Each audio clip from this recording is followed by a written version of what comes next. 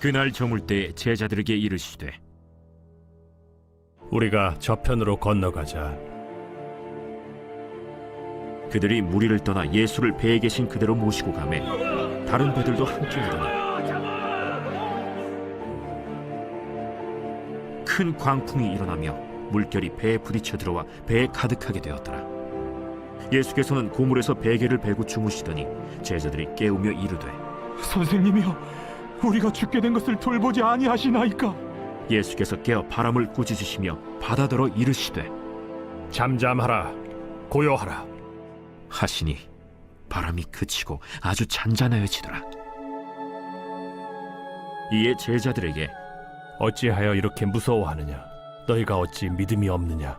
하시니 그들이 심히 두려워하여 서로 말하되 그가 누구이기에 바람과 바다도 순종하는가?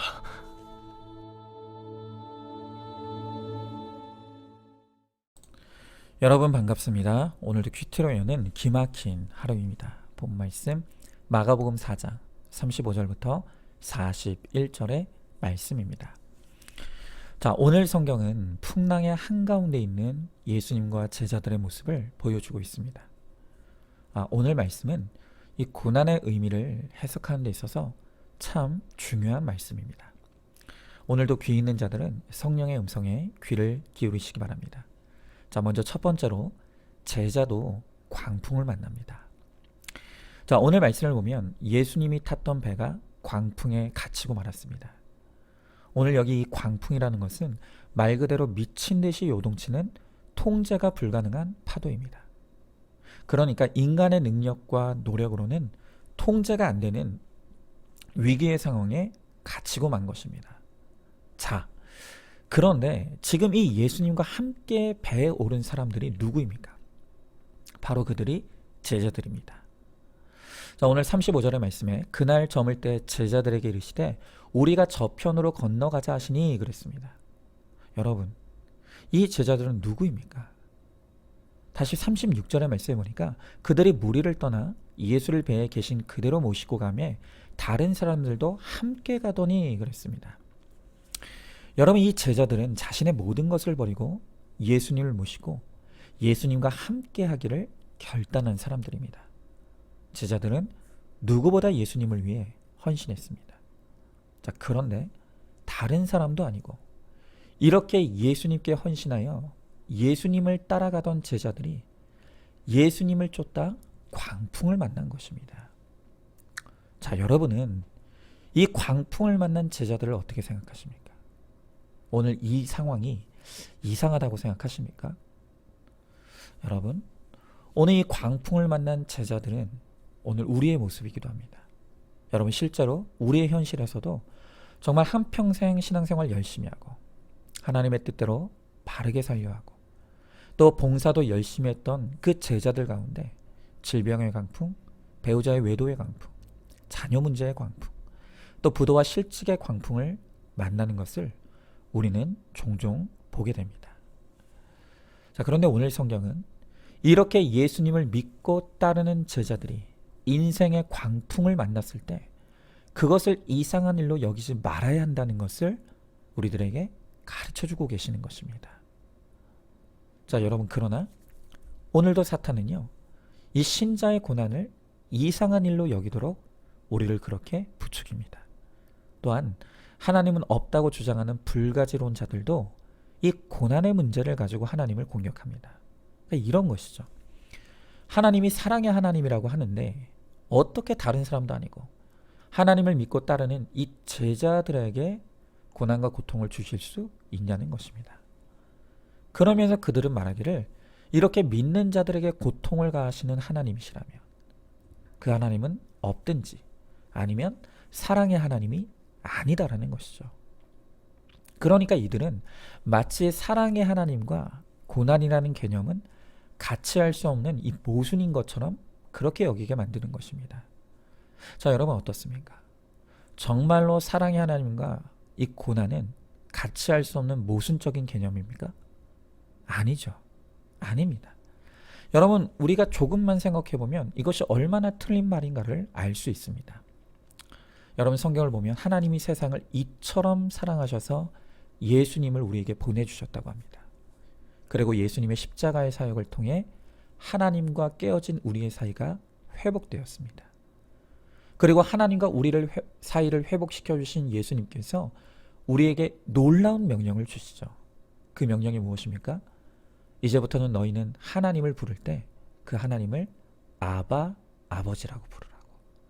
그러니까 하나님을 향해 아빠라고 부르라고 말씀하십니다.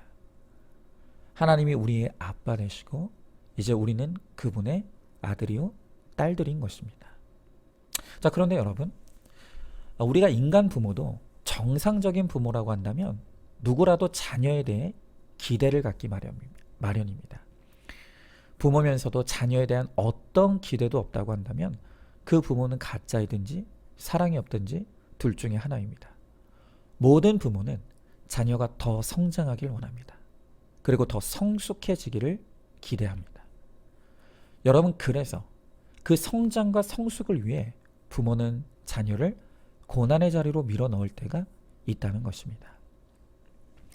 여러분, 저는요, 지금도 제 큰아이를 처음으로 학교에 입학시키던 때를 기억합니다. 이제 유치원을 졸업하고 학교에 입학하게 되었는데요. 그 입학식이 있던 전날 제 큰아들이 저한테 이렇게 말합니다. 아빠, 나 학교 안 가면 안 돼? 가기 싫어. 무서워. 익숙한 유치원의 환경을 떠나서 모든 것이 낯선 이 학교의 환경으로 들어가는 것이 이 아이에게는 너무 두려운 일이었을 것입니다. 근데 여러분, 생각해보면 정말 저도 그랬습니다. 저도 학교에 입학하던 날 학교에 가기가 너무 싫었던 기억이 생생합니다. 그래서 아이의 마음을 공감해주고 또 격려하면서 그 다음날 아이와 함께 입학식에 참석했습니다. 그날 그 아이가 처음으로 학교 가서 낯선 선생님, 낯선 아이들 사이에 뒤섞여 있는데 제 눈에는 그 많은 사람들 가운데 제 아이만 보였습니다. 그날 그 아이는 잔뜩 긴장한 모습으로 그 무리들 가운데 안절부절하지 못하며 두려움 가운데 그렇게 서 있었습니다. 아마도 이 아이에게는 그때 그 상황이 태어나서 처음으로 겪는 광풍이었을 것입니다. 아무것도 모르겠고 아무것도 겪을 수 없고 또 모든 것이 낯선 그 환경이 그 아이에게 얼마나 두려웠겠습니까?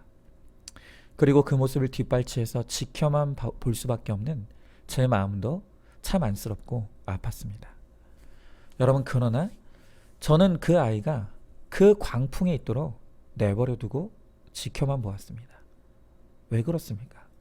왜냐하면 그 광풍을 겪어내고 통과해야만 성장할 수 있다는 것을 알기 때문입니다.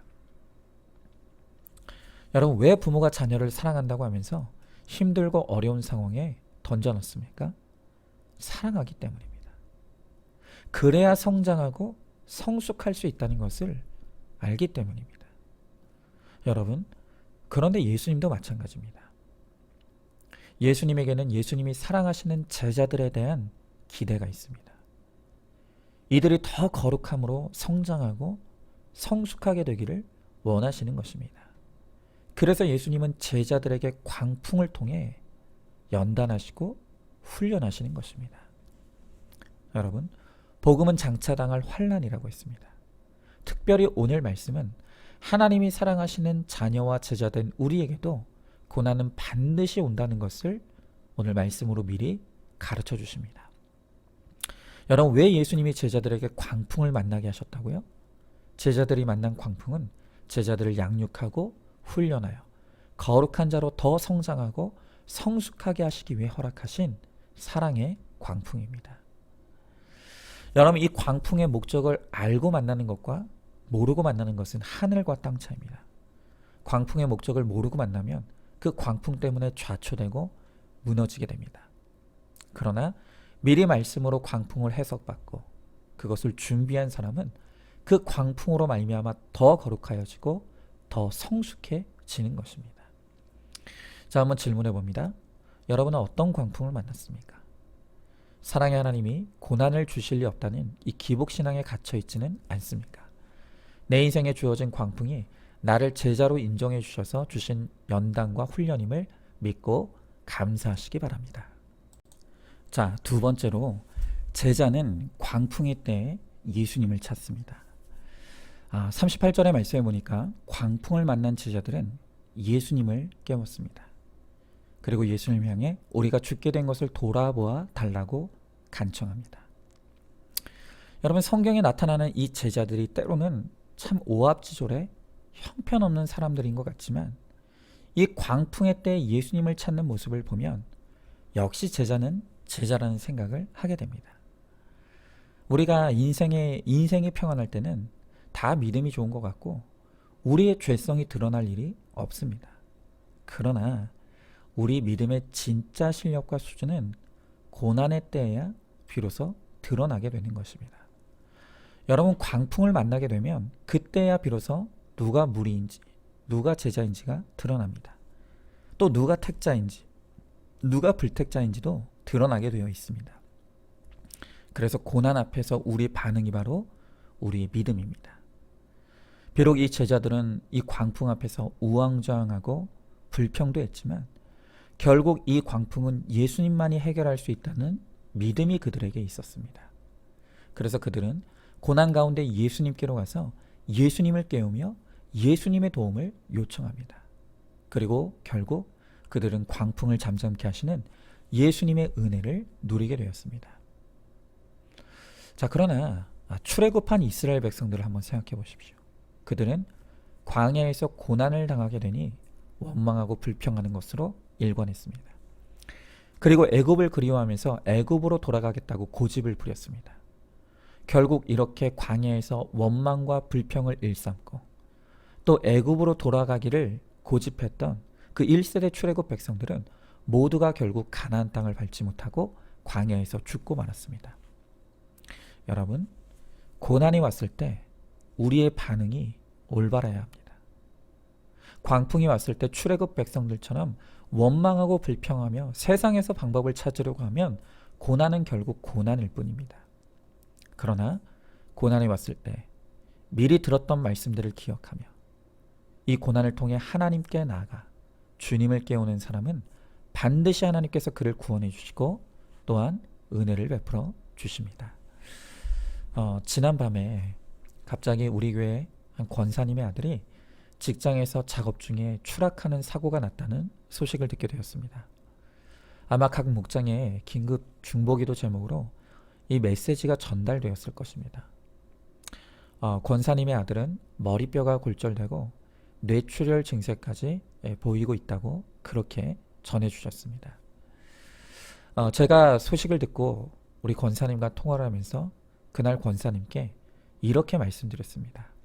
권사님, 그 아들의 사고는 하나님께서 그 아들을 부르시는 구원의 사건입니다. 이 때를 위해 이제껏 들었던 말씀을 잊지 마시고 이 사건이 아들의 구원의 사건이 될 수 있도록 기도하시기 바랍니다. 여러분, 우리 권사님의 이 아들은 아주 어릴 적부터 우리 교회 주일학교에서 열심히 동생들을 데리고 신앙생활했던 아주 귀한 믿음의 자녀입니다.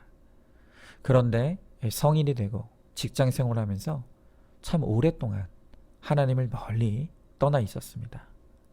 여러분, 비록 하나님을 멀리 떠나 있던 자녀였지만 하나님께서 이 자녀를 포기하시겠습니까? 오늘 하나님께서 이 자녀에게 허락하신 이 광풍은 죽고 망하라고 주신 사건이 아닙니다. 멀리 떠나 있던 그 주님께 돌아와 주님을 깨우고 주님을 만나라고 하나님께서 사랑하시기에 주신 구원의 사건인 줄로 믿습니다. 우리가 고난과 고통 가운데 있을 때 하나님이 우리보다 더 아프십니다.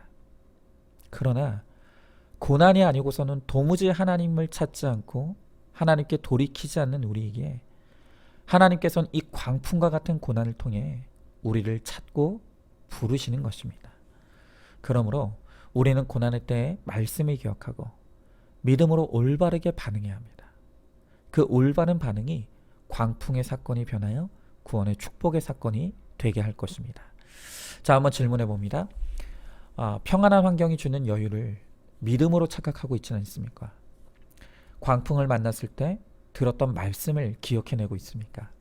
아니면 말씀은 온데간데 없고 원망과 불평만 하고 있지는 않습니까? 광풍을 만났을 때 나의 반응이 고난이 고난으로 끝나게 하기도 하고 고난을 축복으로 변화시킬 수 있다는 것을 깨닫고 있습니까? 자, 마지막 세 번째로 제자가 만난 광풍은 간증이 됩니다. 여러분, 이 광풍과 같은 고난의 사건은 이 세상 사람들에게도 있고 하나님을 믿는 성도들에게도 있습니다. 고난은 믿지 않는다고 주어지는 것이 아니라 믿는다고 면제되는 게 아니라는 것입니다. 여러분, 그러나 이 세상 사람들의 광풍 스토리를 들어보면 전부 다 그 이야기의 주인공은 바로 나입니다. 내가 어떤 광풍을 만났고 내가 그 광풍을 불굴의 의지로 견뎌냈고 내가 이 광풍을 이겼다. 온통 자신이 주인공이 되어서 자기 성공의 신화를 떠들어댑니다. 그러면서 마치 내가 특별한 사람인 것처럼 온갖 포장을 해대는 것이죠. 여러분, 그런 자기과시와 같은 자랑은 듣는 사람에게 열등감을 일으키고 오히려 낙심하게 만들 뿐입니다. 여러분, 그러나 오늘 본문에 기록된 이 광풍 스토리가 특별하고 아름다운 것은 이 스토리의 주인공이 제자들이 아닌 예수님이기 때문입니다. 여러분, 간증이란 내 인생의 광풍에서 주님이 나를 찾아오셔서 나를 구원해 주신 바로 그 스토리를 우리는 간증이라고 합니다. 여러분, 그래서 진짜 간증은요, 온통 예수님과 하나님에 대한 자랑으로 가득한 것입니다. 여러분, 오늘 말씀에도 보면 처음부터 끝까지 이 광풍 가운데 계셨던 예수님이 이 이야기의 주인공입니다. 광풍 중에 예수님이 계셨고 예수님께서 그 광풍을 잠잠하게 하셨고, 그래서 믿음이 없던 제자들이 예수님을 믿고 구원을 받았다. 오늘 이 말씀은 제자들이 들려주는 한편의 이 광풍 간증인 것입니다. 여러분은 어떻습니까?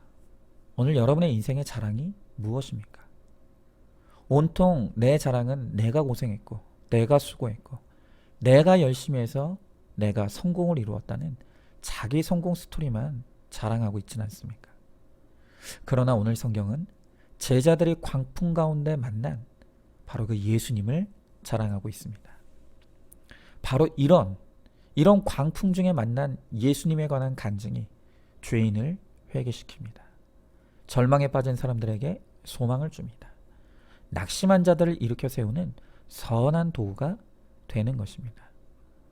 오늘 간절히 바라고 축복하기는 여러분들에게도 이 아름다운 이 광풍 스토리가 생기게 되기를 소망합니다. 그래서 고난의 한가운데 나를 찾아오신 예수님, 그리고 죄인인 나를 구원하시고 나를 거룩하게 이끌어주신 그 예수님이 나의 간증이 되어서 내 간증을 듣는 많은 사람들이 예수님을 알고 예수님을 믿게 되는 놀라운 은혜가 있게 되기를 소망하시기 바랍니다. 자, 한번 질문해 봅니다. 나는 입만 열면 자식 자랑, 남편 자랑, 아내 자랑, 또 내 자랑에 몰두하고 있지 않습니까? 예수님이 나의 유일한 자랑이 되고 있습니까? 내가 사람들에게 들려줄 나의 광풍 스토리가 무엇입니까?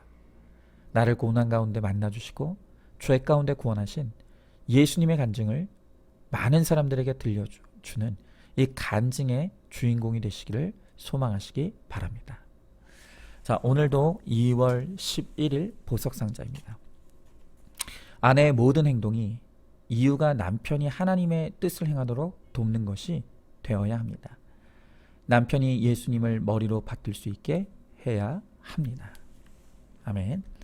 우리 함께 기도하겠습니다. 하나님, 오늘 주님은 이 말씀을 통해 하나님을 믿고 따르는 제자들의 인생에도 광풍이 찾아온다고 우리들에게 미리 경고로 말씀해 주십니다.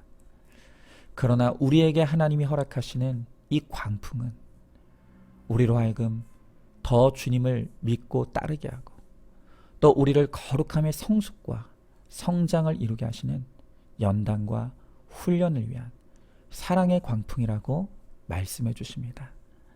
그리고 그 광풍을 미리 준비하라고 주님은 이렇게 말씀으로 미리 깨우쳐 주십니다. 주님, 우리가 이 말씀을 잘 듣고 깨달음으로 어떤 광풍 속에서도 우리가 주님을 깨우고 주님을 부를 수 있게 하시고, 그러므로 말미암아 주님이 나에게 찾아오셔서 나를 구원해 주시고 또한 나를 더 거룩하게 하시는 그 하나님의 성장과 성숙을 이루어가는 하나님, 우리 모두가 되게 하여 주시옵소서. 그리고 내가 맞는 이 광풍의 이야기가 나의 간증이 되어서 나의 간증으로 말미암아 많은 사람들이 자신의 죄를 깨닫고, 또한 낙심한 자들이 일어나고, 또한 소망을 잃은 자들이 다시 소망을 얻게 되는 하나님, 약재로의 인생을 살아가는 우리 모두가 되게 하여 주시옵소서. 믿사오며 사랑이 많으신 우리 예수님 이름 받들어 기도 드리옵나이다. 아멘. 오늘도 큐티로 기막힌 하루를 살아내는 하늘가족 공동체 우리 모든 성도님 되시기를 주님의 이름으로 축복합니다.